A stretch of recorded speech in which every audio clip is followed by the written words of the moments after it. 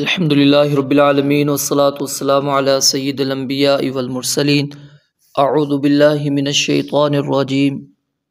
وجاہدوا فی اللہ حق جہادہ، اور اللہ تعالیٰ کے بارے میں جہاد کرو جیسا اس کے جہاد کا حق ہے۔ هو اجتباکم، اسی نے تمہیں چنا ہے۔ وما جعل علیکم فی الدین من حرج، اور دین میں تم پر کوئی تنگی نہیں رکھی۔ ملت ابیکم ابراہیم،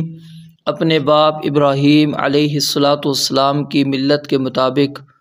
ہوا سماکم المسلمین، اسی نے تمہارا نام مسلمین رکھا۔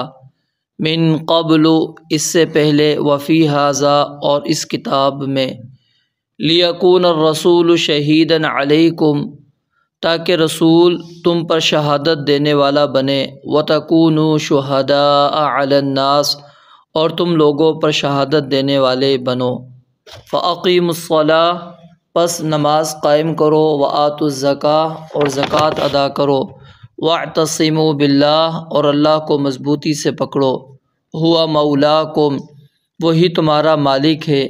فنعم المولا، پس کتنا اچھا مالک ہے۔ ونعم النصیر، اور اچھا مددگار ہے۔ اس آیت کے اندر اللہ تعالیٰ نے چند باتوں کا تذکرہ کیا ہے اور حکم دیا ہے کہ ہم ان کاموں کو سر انجام دیں۔ سب سے پہلا حکم اللہ رب العالمین نے اس آیت کے اندر دیا کہ وجاہدوا فی اللہ حق جہادہ، کہ اللہ کے بارے میں جہاد کرو جیسا اس کے جہاد کا حق ہے۔ جہاد یہ لفظ اصل میں استعمال ہوتا ہے اللہ رب العالمین کے راستے میں لڑائی کرنا، اللہ رب العالمین کے راستے میں کفار سے لڑائی کرنا اسلام کی سربلندی کے لیے۔ اور پھر یہ لفظ احادیث کے مطابق نفس سے جہاد کے لیے بھی استعمال ہونے لگا۔ اور پھر آپ اگر کفار کے مقابل اپنی زبان کو استعمال کرتے ہیں، اپنے قلم کو استعمال کرتے ہیں، اپنے مال کو استعمال کرتے ہیں، جان کو استعمال کرتے ہیں، سب پر یہ لفظ بولا جاتا ہے۔ لیکن جو قرآن کریم نے بار بار اس لفظ کا استعمال کیا ہے وہ صرف اللہ کی راہ میں قتال کے لیے، لڑائی کے لیے یہ لفظ استعمال ہوا ہے، یعنی کفار سے لڑائی کرنا۔ یہ قلم کا جہاد یہاں پر مراد نہیں، زبان سے جہاد مراد نہیں، مال کا جہاد مراد نہیں، بلکہ انسان اپنی جان کو لے کر اللہ کی راہ کے اندر نکل پڑے اور اسلام کی سربلندی کے لیے اپنی محنت، اپنی پوری کوشش صرف کر دے جتنی اس کے اندر طاقت موجود ہے۔ اور حدیث بھی آتی ہے جو نفس کی ناجائز خواہشوں پر بھی یہ لفظ بولا گیا ہے کہ وَالْمُجَاهِدُ مَنْ جَاهَدَ نَفْسَهُ فِي طَاعَةِ اللَّهِ، کہ مجاہد وہ ہے جس نے اپنے نفس کے ساتھ جہاد کیا اللہ تعالیٰ کی اطاعت میں، یعنی دل نہیں چاہتا تھا لیکن اس بندے نے اپنے نفس کو اللہ کی اطاعت پر لا کر کھڑا کیا۔ تو پھر سوال یہ پیدا ہوتا ہے کہ جب جہاد کا لفظ قتال کے معنی کے اندر آتا ہے، لڑائی کے معنی کے اندر آتا ہے، تو پھر نبی علیہ السلام نے نفس کو اطاعت پر کھڑا کرنے کے اندر لفظ مجاہد کیوں استعمال کیا؟ اس کا معنی یہ ہے کہ آپ جس طرح جب اللہ کی راہ میں جہاد کریں تو اس وقت اپنے نفس کے اوپر بھی کنٹرول کریں، اپنی خواہش پر نہ چلیں کہ آپ کا دل چاہا تو اس کو مار دیا، دل چاہا تو چھوڑ دیا، یہ کام نہیں کرنا۔ دل چاہا تو آپ نے کہا کہ چلو اس کو تباہ کر دیتا ہوں، دل چاہا تو اس کو نہیں تباہ کرتا، یہ کام نہیں کرنا۔ بلکہ اسلامی جو احکامات ہے کہ جس کو مارنا ہے اس کو مارنا ہے، جس کو نہیں مارنا اس کو نہیں مارنا، جس کے جلانے کا اسلام نے منع کر دیا ہے، اب تمہاری خواہش بھی ہو تو تم نے اس کو نہیں جلانا۔ یہ نہیں ہے کہ اپنی خواہشات کو مقدم کرنا ہے، بلکہ اپنے نفس کو تم نے اللہ کی اطاعت کے اندر تابع کر دینا ہے۔ کیونکہ اگر مجاہد سے مراد ہم ہر وہ شخص لے لیں جو اپنی پوری قوت اسلام کی سربلندی کے لیے صرف کر دیتا ہے، اب جو عالم دین کا کام کر رہا ہے، دعوت کا کام کر رہا ہے، ظاہر ہے وہ بھی اپنی پوری قوت صرف کر رہا ہے، وہ شرک کے مقابلے کے اندر توحید کی دعوت دے رہا ہے، لوگوں کو سنت کی دعوت دے رہا ہے، بدعت کے مقابلے کے اندر لوگوں کو سمجھا رہا ہے، غلط مسائل سے نکال کر ان کو سیدھے راستے پہ لانے کی کوشش کر رہا ہے، ان کو کہہ رہا ہے نہیں، یہ راستہ جس پر تم چل رہے ہو یہ غلط راستہ ہے، یہ صحیح راستہ ہے۔ جہاد تو اس کا بھی ہے، لیکن کوئی شخص اس کو مجاہد نہیں کہتا، مفتی کو کوئی مجاہد نہیں کہتا، مدرس کو جو تدریس کرتا ہے اس کو کوئی مجاہد نہیں کہتا۔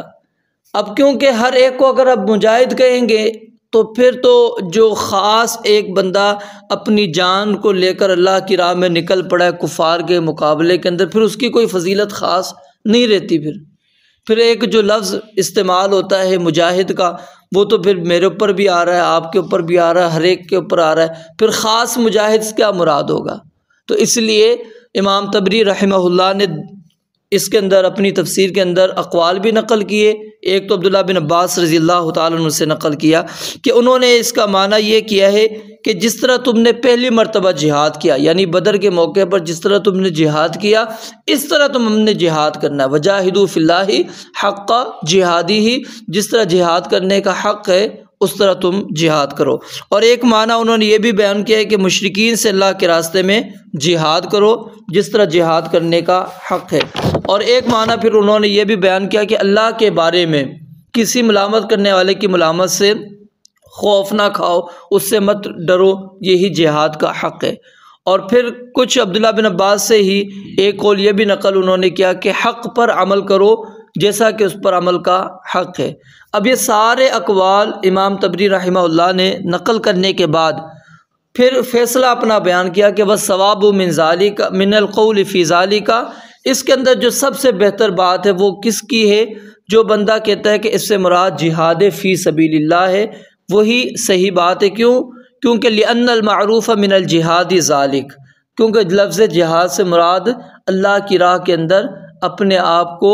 جان کے ساتھ پیش کر دینا کفار کے مقابلے میں، اسی کے لیے یہ لفظ استعمال ہوتا ہے۔ اور کہتے ہیں عربی زبان کے اندر جب کوئی بندہ کہتا ہے نا جاہدت فی اللہ،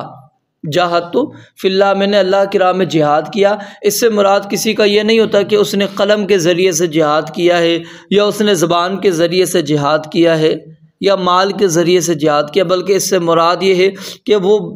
بنفس نفیس وہ کافر کے مقابلے میں کھڑا ہوا ہے، اس کو مجاہد کہتے ہیں۔ اور پھر ایک روایت بیان کی جاتی ہے جہاد کی اہمیت کو کم کرنے کے لیے، جو کہ موضوع اور ضعیف روایت ہے، کہ جب نبی علیہ السلام تبوک سے واپس آئے تو آپ علیہ السلام نے فرمایا کہ رجعنا من الجہاد الاصغر الى الجہاد الاکبر، کہ ہم بڑے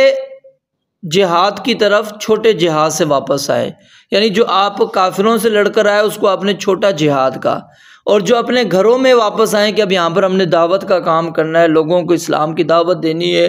صحابہ کرام کو دین کی تعلیمات دینی ہے، یہ بڑا جہاد۔ اس کو امام البانی رحمہ اللہ نے اپنی کتاب سلسلہ احادیث ضعیفہ اور موضوعہ کے اندر نقل کیا ہے، اور امام ابن تیمیہ رحمۃ اللہ علیہ نے اپنے فتاویٰ کے اندر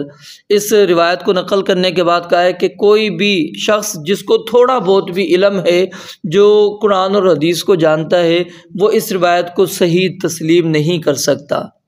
کیونکہ قرآن مجید کی آیات جہاد کی فضیلتوں پر موجود ہیں، احادیث جہاد کی فضیلت پر موجود ہے، اور نبی علیہ السلام نے اعمال میں سے سب سے افضل ترین اعمال جہاد فی سبیل اللہ قرار دیا، اسلام کی چوٹی اس کو قرار دیا۔ تو یہ کس طرح ممکن ہو سکتا ہے کہ کافر کے مقابلے میں جہاد کو آپ چھوٹا جہاد کہہ دیں، اور جو آپ اپنے علاقے کے اندر رہ کر دعوت کا کام کریں اس کو بڑا جہاد کہہ دیا جائے؟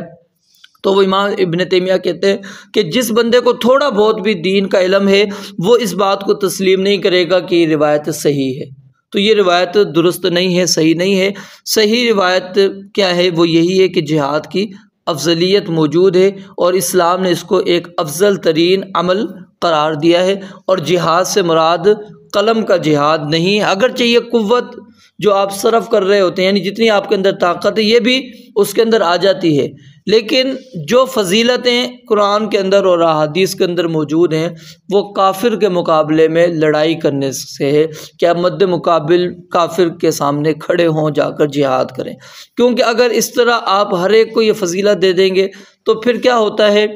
کہ جو ایک مقام عزت اللہ تعالیٰ نے دیا اس کا ہر قدم اٹھنا، اور حتیٰ کہ پھر وہ سواری جس پر وہ سوار ہوتا ہے پھر وہ کھاتی ہے، لید کرتی ہے، جو اس کا اجر و ثواب اللہ رب العالمین نے رکھا، پھر وہ بندہ کہتا ہے کہ مجھے یہیں پر بیٹھے جب مل رہا ہے تو مجھے ادھر جانے کی ضرورت کیا ہے، پھر وہ ان چیزوں سے محروم ہو جائے گا۔